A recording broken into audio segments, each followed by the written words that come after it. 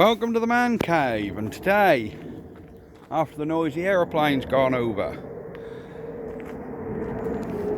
hang on a second, I'm going to pause this till he's done. There they are.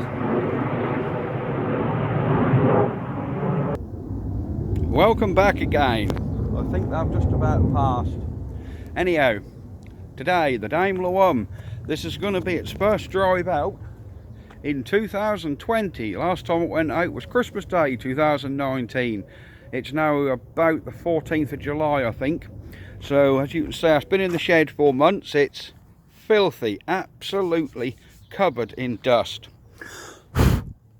So you're going to see me give it a pressure wash and you'll see what she comes up like.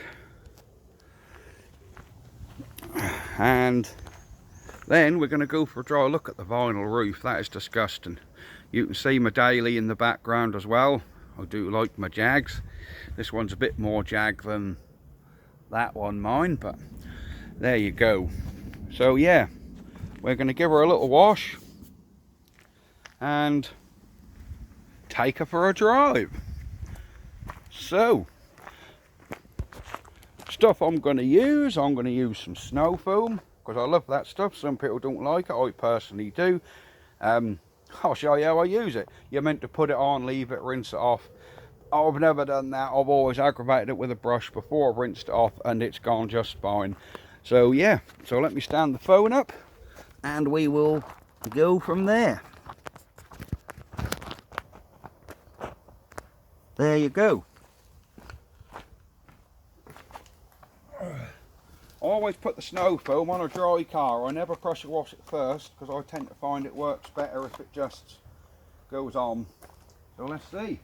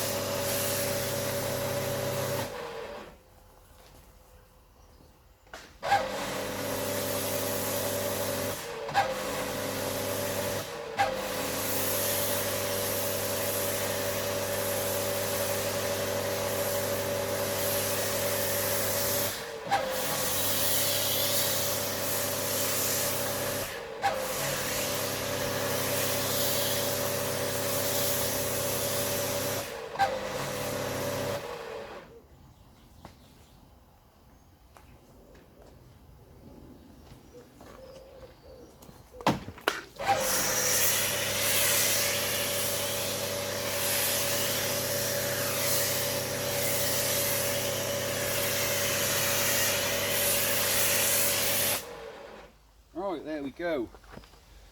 So now we leave that for a couple of seconds and then we'll give it an aggravation with a brush and go from there. One thing I forgot to do, I forgot to just snow foam the brush up. There you go. Always snow foam the brush. Just makes it a little bit easier. Pressure washing I'm using is in case you're wondering, that's a Karcher K6.5. So that's a good pressure washer. I'll just give it a go over the brush. And no, this doesn't scratch the paint, it doesn't hurt it, it's actually very gentle.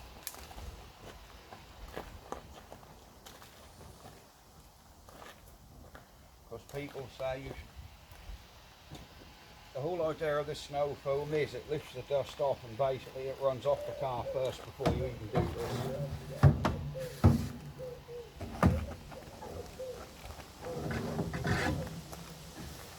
I'll even show you guys under the bonnet if you really want to see it. This is a 1972 Series 1 Daimler Sovereign. That's a 4.2 litre straight 6.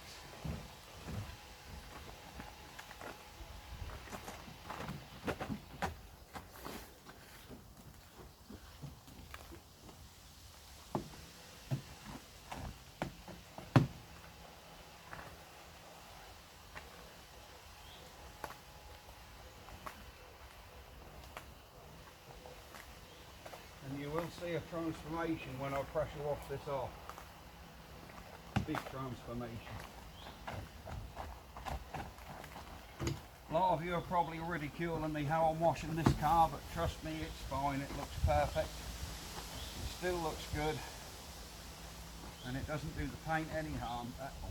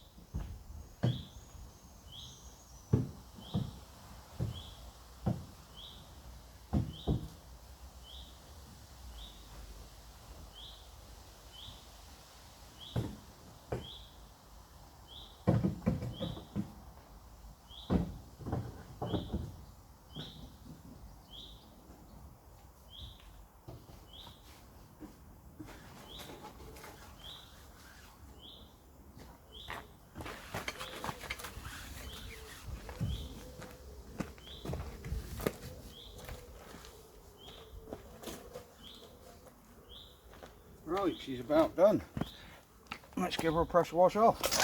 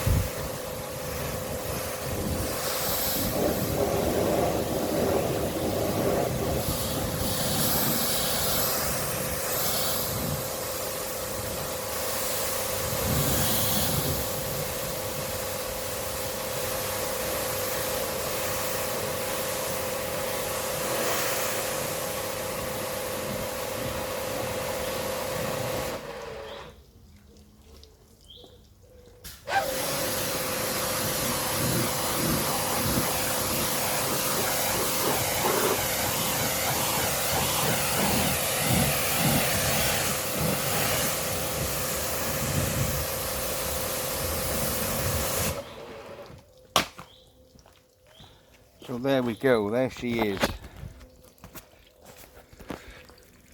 I will give it a dry off in a minute. We'll just let that drain for a bit. As you can see, the repellent I actually put on the vinyl roof last year. Just before winter I did put some repellent on the roof. That's actually I think it was made by Mer. It was a vinyl roof gel, and you just rub it in and it basically makes it watertight, and it does actually, it's repelled the water after all these months. Water is still repelling off it, so very good. So there she is, clean. So I'll show you inside. I've got my wash leather in there, which we'll use in a minute. There she is. The dashboard is all original. It's not been retrimmed, not been recovered. The seats, yes, they're not Daimler seats, they are Jaguar seats, because the seats were absolutely knackered in it when I got it. So I couldn't find Daimler seats, so I had to get Jaguar seats for it. But they fit in there a treat. They were actually a horrible leather brown colour when I got them, but I've actually dyed them black. And for people say that doesn't work, it does. I did them 2 years ago, and I've been out in summers and not 1 ounce of that black dye has come off on the clothes, and none of it's wearing through. So black dye does work. Let's just pop the bonnet. And you can see the heart of the beast. There it is. 4.2 litre, straight 6 twin cam 12 valve. And she's still running the original SU carbs with AED automatic choke. We have a new radiator, which is actually for a Subaru Impreza Turbo 2006. Because it was like quarter of the price of a Jaguar one. Outlets were the same size. The only thing I had to do was this pipe, which goes on here on the Jaguar one.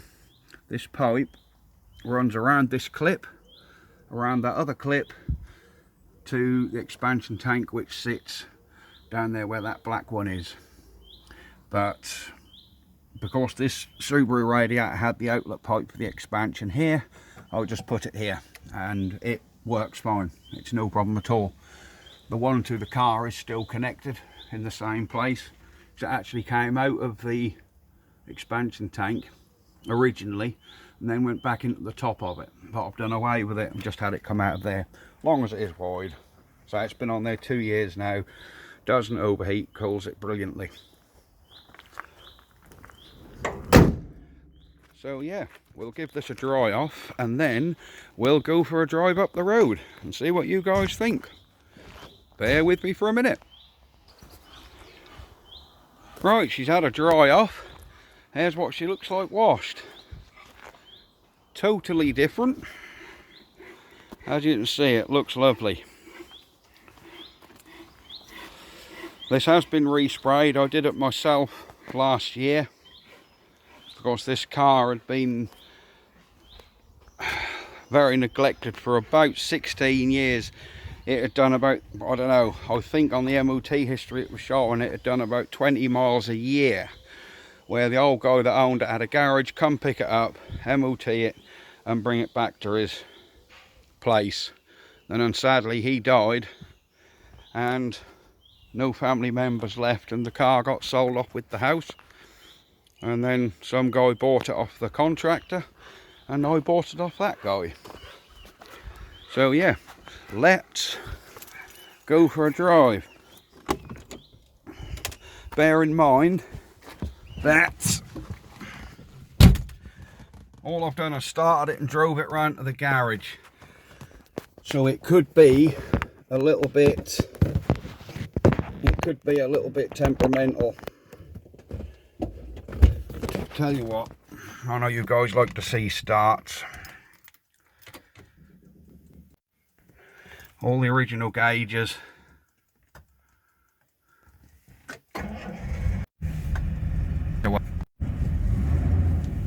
There you go. Right, I'm going to try and stand this up here and we'll go for a little drive. and see how she goes.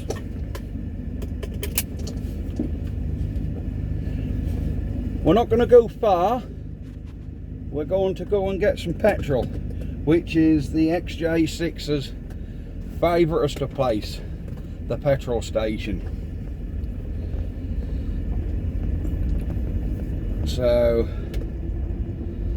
yes, the automatic choker's still on, so I'm not even touching the throttle at the minute. She's pulling herself along on her own merits. There we go.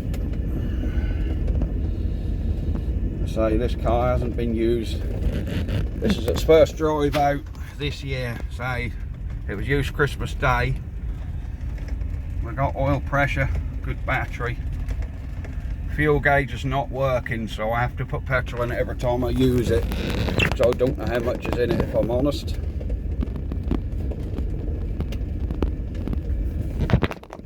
So yeah, we'll see how we go with it.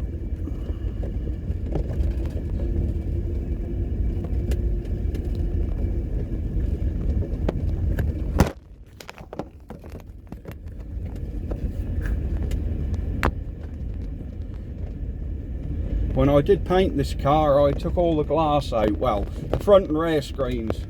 No point taking the side glass out at all because they're all in chrome surround, so there's no masking for that. But I did take the front and rear screen out because there was a bit of rust in the bottom of the screen apertures. And this driver's one had actually caused it to leak into the interior, which is what destroyed the original seats. So here we go.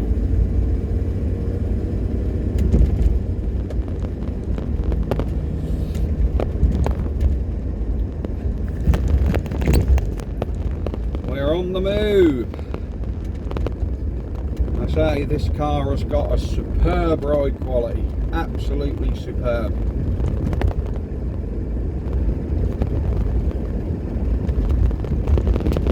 It's as good as any Rolls Royce, I can assure you. It's silky smooth.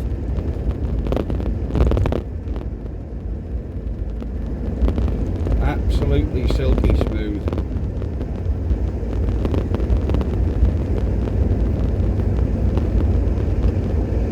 Just going to open my quarter light a little. Get some fresh air in. Here we go. And we're doing 55 miles an hour. No issues at all. Don't even know you're doing it, if I'm honest. Yep, you don't even know you're doing it.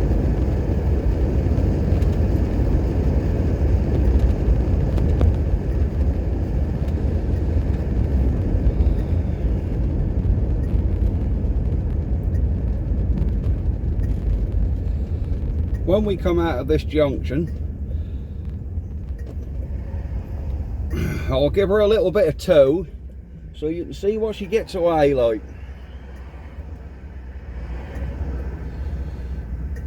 Because I'm sure you're probably wondering what she gets away like. Being a big 4.2. Right, here we go. Let's put our toe down a bit. Here we go. First gear, 50 mile an hour. 60 mile an hour. Just gone into top gear and we better slow down or we'll lose our license. That's what a 48-year-old XJ6 should scamper away like. A lot of modern cars wouldn't keep with this, I can assure you.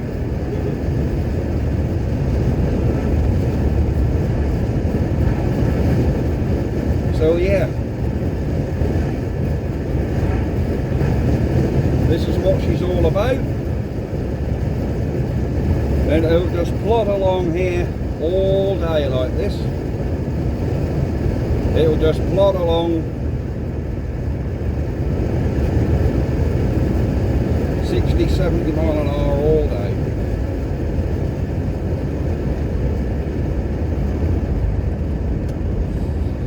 So yeah, right, I'm going to end the video there because we're nearly at the petrol station. And bye bye for now.